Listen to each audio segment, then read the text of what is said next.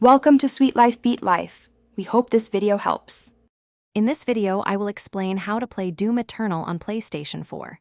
First, make sure your console is ready to go, connected to your TV, and powered on. Next, you'll need to get the game itself. You can buy a physical disc or download it digitally from the PlayStation Store. The game requires about 50 gigabytes of storage, so ensure you have enough free space before starting the installation process. Once installed, you're almost ready to dive into the action. Getting started with Doom Eternal's controls is straightforward. You'll use the left stick for movement and the right stick to control your view. R2 fires your weapon, while L2 lets you aim. The circle button is crucial for dashing, allowing you to quickly evade enemy attacks or traverse environments. Remember to perform glory kills on staggered enemies by pressing R3. This is vital for regaining health and staying in the fight. Effective resource management is key to surviving Doom Eternal's intense battles.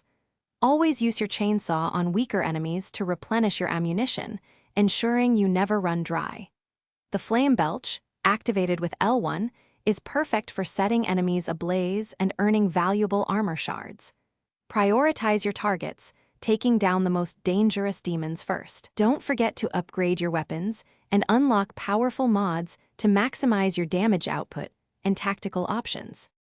To truly dominate in Doom Eternal, practice advanced techniques like quick weapon switching to exploit enemy vulnerabilities. Explore every corner of the levels. There are many hidden collectibles and upgrades that significantly boost your power. Completing in-game challenges will reward you with Predator suit points, allowing you to enhance your character's abilities. Finally, experiment with different rune combinations to find the perfect setup that complements your unique combat style and makes you an unstoppable force.